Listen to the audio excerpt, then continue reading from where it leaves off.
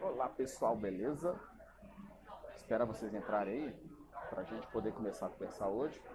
Quem está acompanhando as nossas postagens e tal vai saber que a gente está falando hoje sobre. Opa! Quase derrubei a câmera aqui.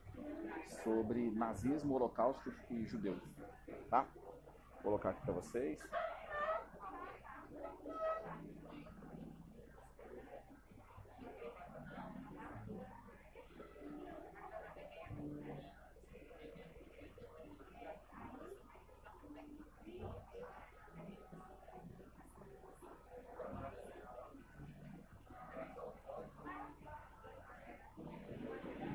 Vão entrando aí.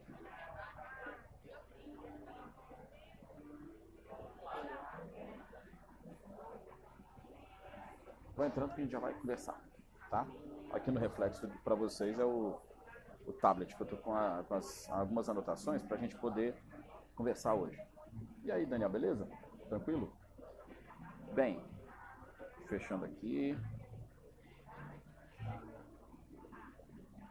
E aí, Vitor, Maiara, tudo bem? Como é que vocês estão? Como é que tá o áudio? Tá bom para vocês? Me diz aí como é que tá o áudio e a qualidade da imagem. Tá? Digam aí para mim como é que tá. Beleza? Tranquilo? Como é que tá a imagem e o áudio? Tá legal para vocês? Tá bom?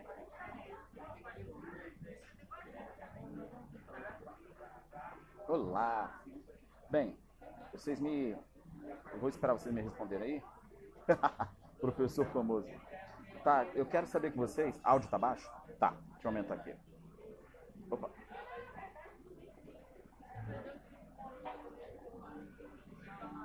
Tá.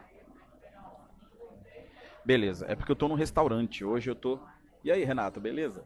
Que hoje eu tô num restaurante, então eu também não posso falar muito alto, senão fica meio bagunçado. Mas que é uma festa. Teve uma festa de família, de amigos, né? E acabou se estendendo um pouco mais, eu não tive tempo de voltar para casa, né? Então vai ser aqui mesmo do restaurante. Quem é de Brasília conhece. Eu estou no pontão do Lago Sul, na área que tem restaurantes, está na beira do lago. No final eu mostro para vocês o que tem aqui atrás de mim. É o lago. Aqui, ó, bem aqui no cantinho, ó, cadê? Aqui onde está meu dedo, ó. É um shopping que tem aqui em Brasília, o Pier 21, na beira do lago também. Eu estou do outro lado do lago. Bem, e aí, Davi, seja bem-vindo. Eu sabia que vocês vinham aqui. Bem, vamos começar a falar então hoje sobre a questão do nazismo, né? Do fascismo, dos judeus, do holocausto. E o que eu vou fazer hoje? Vou contextualizar com vocês, explicar a questão de notícias que tem acontecido, a questão que tem acontecido de notícias falando sobre a questão de nazismo é de esquerda, não existiu holocausto. Então a gente vai colocar isso no devido lugar.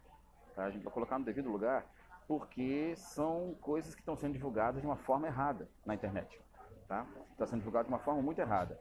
E aí eu vou mostrar para vocês, ponto por ponto, o porquê disso e as explicações corretas. Tá? Bem, primeira coisa, a nazismo é de esquerda. Tá? Primeira informação, por que as pessoas acham erradamente que o nazismo é de esquerda? Porque o nome do partido era Partido Nacional Socialista dos Trabalhadores Alemães. Então as pessoas pensaram, socialista é de esquerda, tá? E está errado, tá? Porque primeiro, a definição que se tem de esquerda e direita vem da Revolução Francesa, tá? Você tinha uma mesa, tá? Uma mesa, deixa eu, aqui, uma mesa na Revolução Francesa, em que você tinha o presidente da Assembleia, à direita dessa mesa, você tinha as pessoas que eram favoráveis ao governo aristocrático, ou seja, a direita da mesa ficava... Tá baixo? Então beleza. Melhorou agora? Melhorou? Então eu vou ficar segurando aqui. Então, na Revolução Francesa, à direita da mesa do presidente da Assembleia ficavam as pessoas que defendiam os interesses da nobreza. Tá? No centro, as pessoas que eram indiferentes, tá próximo do povo, tá próximo da elite, era interessante para eles. E à esquerda dessa mesa da Assembleia ficava quem queria defesa dos interesses do povo. Daí nasceu a questão de direita e esquerda. Tá? Melhorou o som? Como é que tá aí? E aí depois, vocês vão me dando feedback, tá? Se o som tá legal, se tá baixo, como é que tá? E aí, depois a gente vai ter Isso se passando com o tempo, vem o socialismo de Karl Marx e Engels e tal, e aí acabou que se associou esquerda ao socialismo científico do Marx e Engels, e que chegaria à União Soviética, né, com uma série de outros detalhes de evolução histórica.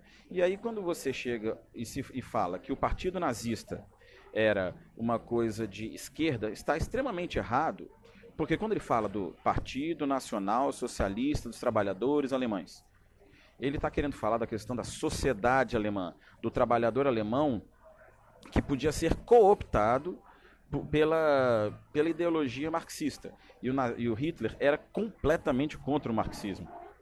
Tá? Quem leu o livro que o Hitler escreveu, o Mein Kampf, que é a Minha Luta, vai entender isso. Ele é dividido em duas partes. Uma parte fala sobre a vida dele e o começo da vida política, né? E a segunda só sobre a doutrina nazista. Quando ele fala sobre a questão de ser o Partido Socialista, é na questão da sociedade, tá? Porque ele era contra. Em vários trechos do livro mostra isso. Então, alguém falar que o nazismo é de esquerda é porque não conhece, não estudou, não leu, no mínimo, esse livro, que é o primeiro livro que ele escreveu de peso sobre a questão do nazismo. É o básico para qualquer um começar a estudar o período nazista, sobre o partido, Hitler, etc. E aí, então, se a pessoa entendeu esse ponto, já consegue ver que que o nazismo não é de esquerda. Como eu falei, o nome do partido, sim, o Hitler rejeitava o modernismo. Me lembra daqui um pouquinho que eu te falo sobre isso. Não só o modernismo, como a coisa da modernidade do século XX, como o cubismo. Tá? Mas daqui a pouco me lembra isso que eu te falo. Então, quando ele fala do Partido Socialista, a questão da sociedade alemã, vamos lembrar que a gente tinha no final do século XIX, começo do XX, o pan-germanismo e o pan-eslavismo, que era o sentimento de você ter a sociedade inteira alemã num só país, os povos de língua eslava também num só país. Tá? E aí o Hitler, nos seus artigos, nos seus escritos, vai defender isso, a questão da convivência de... Peraí, deixa eu arrumar aqui, pronto. A convivência de alemães num só país e a vida das pessoas voltadas para esse partido. Que a ideia básica do partido nazista era um Estado forte, que não aceitasse as pressões do parlamento. Ele era contra o parlamentarismo que existia na Alemanha, tá? Porque se acaba a Primeira Guerra, cai a monarquia alemã, entra uma república, ficou com a apelidade de República de Weimar, porque era o nome da capital que eles criaram lá, que eles mudaram a cidade para essa capital, eles mudaram a capital da Alemanha para essa cidade e fizeram com que se deram um apelido de República de Weimar. E aí você tem esse pessoal tendo o governo parlamentarista, que era entre aspas, era moda na época nos governos. E aí você acaba que o Hitler esculhamba no livro dele a questão do parlamentarismo. Ele fala, para que isso? Ficar gastando tempo com essas pessoas inúteis no parlamento. Ele defendia que então não tinha que existir parlamento. Tá? E aí quando ele vai mais à frente, ele vai defendendo, ele é contrário ao marxismo, então ele é contrário ao parlamentarismo, e ele defende que seja um país com um governo forte, um líder forte, por acaso assim seria ele, tá? Além de um Estado forte, um governo forte, né, um líder forte, que não houvesse questionamentos à autoridade desse líder. Que o que o líder falasse fosse verdade. Que o que o líder falasse fosse respeitado e considerado uma verdade direta. E ele vai conseguir isso, assim que ele chega ao poder, com a censura. Tá? Quando ele chega ao governo em 1933, ele vai conseguir isso por causa da censura. Ele vai censurar vários jornais, vai acabar com partidos políticos, mantendo só o dele. Certo? Então, é nesse primeiro ponto que a gente já pode entender que o nazismo não era de esquerda, tá? Ele era de direita. Aí a gente para e pensa, se órgãos que estudam há 70 anos isso, ONU, o Museu do Holocausto em Israel e vários outros organismos e dezenas, talvez centenas de historiadores afirmam, com base em toneladas de leituras, que o nazismo é de direita, será que está correta a notícia de uma pessoa chegando e falando que é de esquerda vai ser suficiente? Vai ser reescrita a história? Deixa eu ver aqui, Renato. Sim, o Renato escreve aqui, tanto que ele provocava moções de desconfiança um atrás do outro no parlamento, até conseguir eleger sua maioria. Exato. Eles utilizavam de recursos parlamentares para fazer isso, atrapalhando a governabilidade, e até que chega um momento em que, com a crise de 29, que foi um gatilho importantíssimo para o Hitler, ele fala, viu, os parlamentares são incompetentes, até agora não conseguiram, o nosso país está no buraco, a gente entra com um carrinho de mão cheio de dinheiro para levar um pão.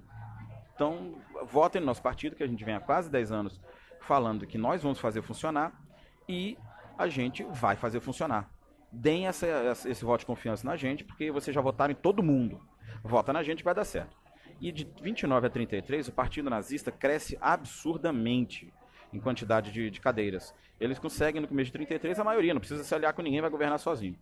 Pressionam o presidente alemão da época, que era um marechal da Primeira Guerra, já bem idoso, o Hindenburg, e ele consegue fazer o Hitler consegue se fazer primeiro-ministro. Tá? E aí, um pouco depois, o Hindenburg morre, a Constituição dizia o seguinte, olha, você deve convocar eleições para que seja um outro presidente eleito, e o parlamento seria desfeito, etc. Ele faz uma emenda constitucional na época, em que ele vai assumir os dois cargos, ou seja, de um presidencialismo parlamentarista, se torna um presidencialismo como o nosso, em que o presidente e o primeiro-ministro estão numa figura só, chefe de Estado e de governo. E, na sequência, ele implanta a ditadura, fechando o parlamento. Tá? Bem, escreveram no nosso perfil, também perguntando aqui, ó, como evitar o apagamento das memórias e impedir uma recolocação de ideias inventadas e arbitrárias sobre o passado. Isso tem a ver tanto com a questão dessas notícias de nazismo de esquerda, etc., quanto declarações do antigo ministro da Educação. Tá? E essa questão é muito séria, porque vai em botar descrédito em dezenas de historiadores, centenas de historiadores que estudam a fundo esse assunto. Uma comparação. Se eu, historiador, me meter na área de um engenheiro, de um médico, de um advogado, eles vão falar assim, enxerga, cara, tu não entende nada da nossa área. Você não entende nada, não se mete na tua área não, fica na tua área e deixa a minha área aqui. Da mesma forma, por que quem não é da área se mete nisso? Entendeu? Então a gente tem que fazer o seguinte, eu não concordo, então eu vou buscar informações confiáveis para ver se a minha não concordância ela é válida ou se é um grande absurdo. Né? E a questão de se colocar essas ideias é perigoso, porque pode-se tentar reescrever a história sem embasamento, no achismo, no eu acredito nisso, então se eu acredito é verdade, me sigam. Isso é muito perigoso. Tá? O Daniel escreveu aqui, ó. Uma das diferenças é que o nazismo, embora todos adorem tecnologia e invenções científicas, rejeita o espírito revolucionário liberal. Ele não gosta dos franceses, mas aí é uma questão histórica. Tipo, brasileiro não gosta de argentino, essa piada. Com eles era mais sério. Por uma série de guerras que aconteceram, sendo a mais recente a de unificação da Alemanha, em 1870, que retiraram uma parte da França para eles. A Alsácia-Lorena, rica em minérios, em carvão e tal. No fim da Primeira Guerra, essa região volta para a França. E numa das várias indenizações de guerra absurdas do Hitler. Tá? Perdão, da Alemanha, para pagar para a França e outros vencedores da guerra. Tá? Que mais aqui, que alguém tinha perguntado mais em cima. Tá, eu vou buscar essa pergunta. Bem, outro ponto. O que faz uma pessoa resolver acreditar na voz de gente que propaga leviandades ao invés de ler livros e acompanhar a história? Sinceramente eu não sei, mas é importante para todos vocês que estão assistindo, ou gravado ou ao vivo, né, que vocês entendam que é importante estudar e ler. Como eu falei no exemplo agora há pouquinho, se eu quero dar uma opinião em alguma coisa de um advogado, eu tenho que estudar direito. Não necessariamente me formar em advocacia, em direito, mas eu estudar livros, estudar teoria, Constituição, direito administrativo, etc., para poder opinar sobre o que eu estou querendo participar. Certo? Do mesmo jeito, as pessoas têm que ler e estudar e entender para poder dar opiniões com um certo embasamento, com uma certa validade. Tá? E agora eu vou responder as perguntas que me fizeram aqui, ó. Cadê? O Daniel, que me perguntou mais acima, cadê? Rejeitava o modernismo, sim. No final do... Eu não lembro agora se é no final do primeiro volume do Mein Kampf, ou se é no começo do segundo, acho que é no final do primeiro, em que o Hitler chega e fala que é um absurdo que essa arte, que chamam de arte, que é o cubismo, né, que era que o Picasso foi o maior destaque, que eles permitissem que essa depravação acontecesse. E o Hitler faz uma associação muito louca da cabeça dele, velho, porque ele não era normal. Ele faz uma associação com prostituição, masculinidade, o cubismo e o socialismo soviético. Então são quatro coisas que não tem como se juntar e ele juntava, tá? Então ele rejeitava assim, ele rejeitava o modernismo em todas as suas facetas, buscando sempre resgatar o poder forte da monarquia alemã, mas agora no regime presidencialista, tá? Que mais? Deixa eu botar o óculos de novo, que o velho aqui não consegue ler sem óculos não. Davi, falando, pensava que Hitler odiava a França por causa do fim da Primeira Guerra com o Tratado de Versalhes. Não, vinha já de um longo tempo. O Tratado de Versalhes foi a gota d'água, mas teve a Guerra de 1870, de unificação, tiveram outras guerras antes. Em 1848, a gente vai ter o Napoleão III assumindo o governo na França, tá? Depondo Luiz Felipe, que era o rei que entrou em 1830. Na sequência, a gente vai ter uma guerra ali. A Alemanha tem uma revolução burguesa também, vai ter um conflito armado entre os dois países. Então era algo constante, com uma certa frequência esse conflito entre eles. Tá? A Primeira Guerra Mundial, o Tratado de Versalhes, foi a gota d'água, porque teve a colocação de soldados, parte do exército francês dentro da Alemanha, e os franceses passavam, debochavam, humilhavam os alemães. Tem alguns relatos de violência gratuita com alemães, tá? Mais ou menos o que acontece no Oriente. Então você tem uma raiva, um ódio latente ali, que uma hora vai estourar, tá? Que mais aqui? Onde é que vocês estão? Cadê? Nossa, vocês estão se inscrevendo, entrando. Obrigado. O Renato. Ó, o Renato aqui, que está aqui conversando com a gente, é um jornalista fantástico, tá? Que trabalha no Mato Grosso, chefe de redação, muito bom. Sigam o perfil dele, que ele fala coisas bem interessantes também.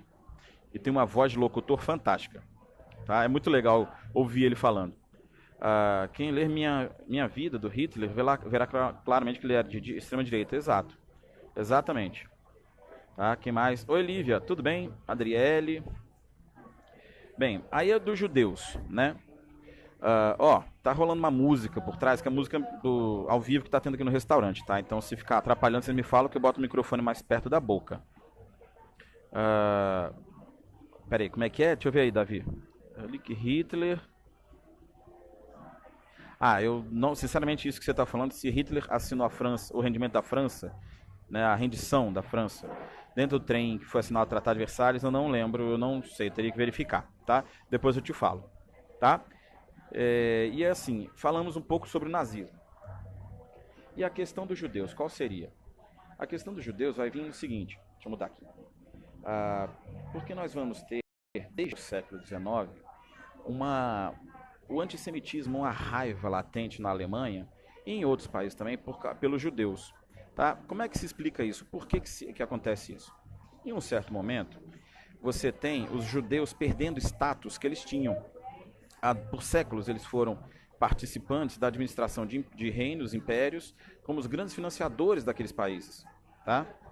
Quando você tem o surgimento da burguesia e a burguesia ganhando status, né, comprando títulos de nobreza, participando mais ativamente do governo, aquela figura do judeu da corte, que era o cara que financiava esses países, cai em desuso, não precisam mais dos judeus. Eles podem agora pegar empréstimos, financiamentos de guerras e etc. em bancos que estão surgindo. Tá? O último desses judeus da corte foi a família Rothschild, que financiou até chegar na Primeira Guerra e tal, alguns países. Mas depois isso acabou. E o sentimento de antissemitismo, ele surge nessa esteira. Porque as pessoas viam, bem, o judeu é poderoso, porque ele está junto da corte. Quando você tem o desmantelamento das cortes de aristocratas, as cortes nacionais, o judeu perde a sua função, continua podre de rico, mas perde a sua função. Então o povo vê que ele não tem mais função ali, e respeitavam eles, nem que fosse por medo. E agora não tem mais função, ele não tem mais poder, por que eu tenho que respeitar o judeu? E começa a perseguição em questão do antissemitismo. Ao mesmo tempo, surge entre o povo judeu o movimento sionista, de se reunirem novamente, depois de quase 2000 anos, num país, num só território. Isso só vai acontecer depois da Segunda Guerra, com a criação do Estado de Israel. Tá? E aí você tem o sentimento o antissemitismo vindo muito forte no fim da guerra, porque você sempre vai buscar um bode expiatório. E um dos bodes expiatórios da Primeira Guerra Mundial vai ser quem? O judeu. Tá? Vão acusar o governo francês de ser judeu, vão acusar vários líderes que obrigaram a Alemanha a se render, como judeus. E aí é importante, tem um documento que está disponível na internet, vocês podem baixar para ler, que é o chamado Os Protocolos dos Sábios de Sião. Um documento falso, mas que foi vendido para a imprensa na época, para a mídia, para o povo, como verdadeiro. E o protocolo dos Sábios de Sião mostrava, olha, os judeus vão tentar fazer um golpe no mundo e assumir o poder e matar as pessoas e comer criancinhas e tal. Com o clima de desespero que a Alemanha estava vivendo pelo fim da guerra, tá? E que os judeus, por terem uma organização milenar de autodefesa, eram um dos únicos grupos que estavam conseguindo ficar razoavelmente bem naquela crise desgraçada que estava. Então falaram, o Hitler apontava, a culpa é do judeu, a culpa é dele, pega ele, vamos pegar ele, vamos matar ele, vamos fazer o mal para ele, porque eles são a causa da desgraça que o nosso país está passando. É um raciocínio simples, joga a culpa no outro. Né? E aí, William, tudo bem? Seja bem-vindo. E aí o judeu acaba sendo perseguido, né? E as propostas do Hitler também vão em cima disso, de você fazer a perseguição. No primeiro momento, vou ser honesto, no primeiro momento ele queria a deportação dos judeus da Alemanha e dos territórios conquistados, queria mandar esse povo lá para Madagascar, para o sudeste da África. Todos os seus generais, o pessoal de logística, vários ministérios falaram, Hitler, cara, você é doido, mas segura a tua loucura, porque não dá. A gente vai precisar desses navios pra guerra, a gente não tem como botar o povo pra lá. Aí o Hitler coçou a cabeça, coçou aquele bigodinho dele, falou, então taca eles no fogo, mata eles envenenados, fuzila todo mundo, depois taca no fogo e tá tudo certo. E aí começa o processo da solução final, na Segunda Guerra Mundial, e a questão da morte em massa deles. E juntamente com a morte de milhões e milhões de judeus, você vai ter também um massacre de ciganos, que eram considerados bruxos, feiticeiros pelo Hitler, de homossexuais e de negros, que eram considerados os inferiores dos inferiores dos inferiores. Tá? Deixa eu ver, Renato. Sim, a questão do arianismo. Tá? Exatamente, a questão do arianismo. Eles tinham uma nação. O Renato está falando aqui, Jambeiro, no caso de Hitler, tinha algo a acrescentar. O arianismo. Os judeus conseguiam, mesmo sem ter uma pátria, ter uma nação. Né? Eu estou falando isso porque eu não sei se vocês, quando vêm depois, se vocês veem as perguntas que aparecem para mim. Tá? Aí por isso que eu estou lendo para vocês. A questão dos judeus também é essa. Tiveram o território até o ano 70 depois de Cristo, depois aconteceu a diáspora, e só foram ter novamente em 1948. E eles eram uma nação unida, né, com seus símbolos, sua ritualística, sua cultura própria, só não tinha um território, um país para chamar de seu. Né, e eles estavam espalhados por vários países, com poder ainda, pelo menos econômico. Então essa preocupação que as pessoas tinham na época, os protocolos de Sábios de Sião tem toda a lógica. Eles vão pegar a gente, vão matar a gente, então vamos matar eles antes. Tá? Então beleza, conseguem ver as perguntas? Então tá ótimo. Então, a gente tem essa questão do arianismo também, tá? É porque eu estou sintetizando para essa nossa live, porque senão a gente podia passar aqui, 6 horas, falando sobre a questão dos judeus, entendeu? Façam aí perguntas enquanto eu dou uma respirada.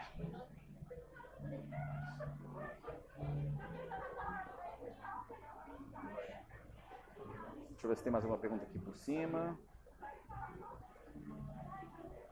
Tá seco aqui. Vocês estão gostando da live? Opa. Peguei aqui de volta. Vocês estão gostando da live? Como é que tá? Vocês podem sugerir temas também, viu? Se vocês quiserem depois mandar no inbox. Eu posso botar depois nos stories um campo para proposta. Tiveram alunos que já propuseram falar sobre feudalismo. É uma ideia para um vídeo posteriormente. Tá? Davi, tinha religião? Sim. O Hitler era profundamente católico. Hitler era um católico fervoroso. Tá? Inclusive, tem uma história, uma certa lenda, de que o Papa da época, se eu não me engano era Pio XI, ele não teria feito muita coisa contra o Hitler no momento, pelo menos discursos mais enfáticos contra o Hitler, porque Hitler agradava a Igreja Católica. Hitler fazia uma série de homenagens, fazia uma série de mise-en-scène, uma série de coisas para agradar a Igreja Católica. Ele era fervorosamente fiel ao catolicismo. Tá? Oi, Leandro, tudo bem? Seja bem-vindo. E então a gente tem a figura, né, meio hipócrita, meio idiosincrática, né, do Hitler, sendo um católico fervoroso, sendo que é uma religião que defende a vida, e ele matou milhões. Né? São coisas assim que a gente vê na história, tipo, como, velho? Como que rolou isso? Como que o cara que era fiel de uma religião que defende a vida matou milhões? São as coisas loucas da ideologia, que o cara separava a ideia política da questão religiosa. E o pior, que se você falasse isso para ele ou para qualquer um dos fiéis, você via que as pessoas não se condoíam. Não, judeu não tem que ter respeito, não. Judeu não tem que ter preocupação nenhuma, não. Judeu é outra classe, outra coisa. Oi, até minha mãe tá aqui na live, olha que legal. Oi, mãe, tudo bem? Beijo pra você. Até minha mãe tá aqui.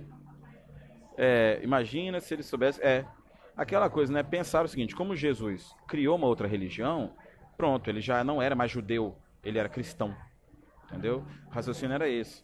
É como eu sempre falo: se você estuda um pouco, se aprofunda em um certo conteúdo, você começa a entender as coisas, a mente abre, igual aquele meme que tem na internet, faz assim, ó, a parada se abre.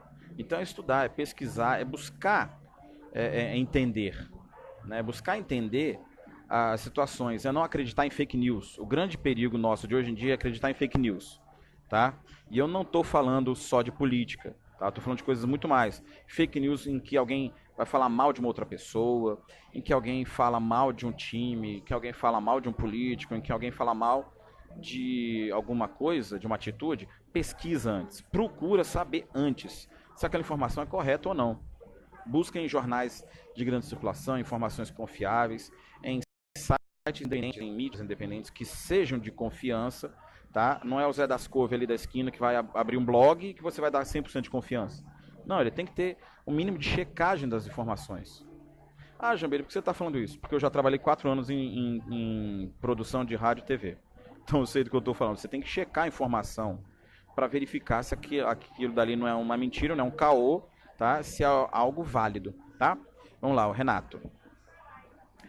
Foi chamado de... Eu não quis pesar, né? Mas ele foi chamado assim de papa nazista porque ele fazia uma certa cara de paisagem, né, em relação a isso. Os padres, que eram mais simpáticos à esquerda, foram perseguidos e tal. Não só Karol Wojtyla, mas o Bento XVI, que era o Ratzinger, o cardeal Ratzinger, Joseph Ratzinger, ele era um jovem, ele era adolescente na Segunda Guerra, e ele participou da juventude hitlerista. Né? A proposta de doutrinação dos jovens na questão de ser fiéis à ideia do Hitler, à ideia do nazismo. Tá? E aí quando descobriram isso, informaram logo que ele se tornou papa, falaram, olha, eu fui obrigado, porque quem não fosse era levado e nunca mais voltava. E eu queria seguir na igreja, eu queria desde moleque ser da igreja, então eu queria viver. Então ou eu escolhia isso ou eu ia embora e nunca mais voltava. E aí ele participou, ele falava que era uma mancha na história dele e tal, mas que ele não matou ninguém e que ele participou daquela juventude porque era necessário naquele momento, né? Então ele seguiu ali um tempo até poder acabar a guerra e tal, e foi seguir a vida dele religiosa, tá? Curiosidade, como é que é? Eu não lembro o nome perfeito da sessão que ele tinha, era alguma coisa voltado para a doutrinação da fé, tá? E que é o antigo Tribunal da Inquisição. Era a antiga Inquisição lá da época do Brasil colônia, que mudou de nome, e aí foi a questão de buscar as regras e tal da orientação e da direção da fé católica, tá? Jambeiro. Tiveram nazistas que fugiram para a América do Sul. Mengele morreu, se eu não me engano, aqui no Brasil, né? Tiveram outros que foram para a Argentina, porque eram simpáticos. O Brasil, na era Vargas, 37, 45, era nazifascista. O Brasil era simpático ao fascismo. O Brasil teve a Constituição ditatorial de 37, chamada de polaca, porque era semelhante à Constituição do governo geral que o Hitler instituiu na Polônia. Né? E a Polônia, antes de ser invadida, já tinha uma Constituição simpática ao nazismo. Então o Brasil era simpático também. O Brasil teve campos de concentração na Amazônia. Tá? O Brasil tinha espiões alemães circulando livremente. Tá? Então a gente tinha um país favorável ao nazismo. Entrou na guerra lá dos Estados Unidos por pragmatismo. Os Estados Unidos propuseram mais para o Brasil, para o Getúlio, do que a Alemanha. Getúlio tipo, fez um leilão, né? Ó, eu sou a noiva e eu quero o maior dote. Tá, o que você vai me dar? Ah, eu vou te dar tantos milhões. Não, te dou tantos milhões e isso. Tantos milhões aquilo. Te dou tantos milhões e uma usina siderúrgica. Então, vamos fazer usina siderúrgica. Eu entro do lado dos Estados Unidos. Certo? Mais alguma dúvida? Senão eu vou me embora.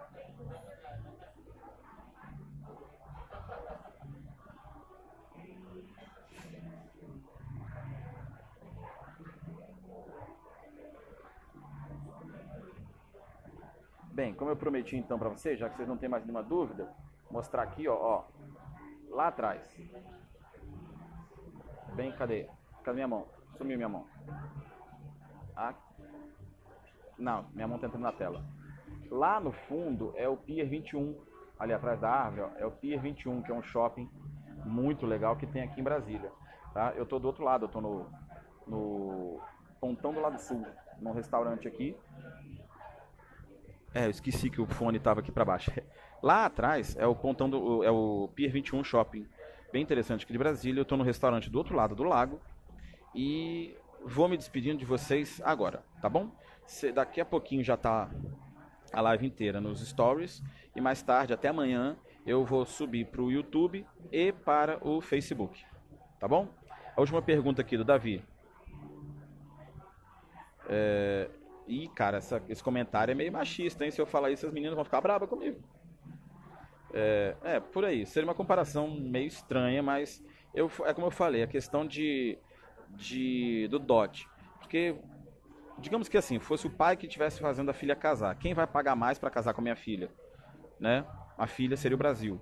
E ele escolheu os Estados Unidos porque os Estados Unidos pagaram mais. Né? Investiram no Brasil para criar uma siderúrgica, porque o desejo desesperado do Getúlio era tirar o Brasil do campo, transformar num país industrializado e fazer com que as cidades crescessem.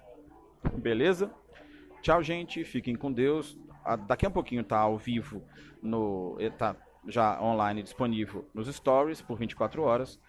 Até amanhã, meio-dia, tá disponível no Facebook e no nosso YouTube, tá? Os três, Professor Jambeiro. Beleza? Um beijo para vocês. Fiquem com Deus. E tchau, tchau. Até mais.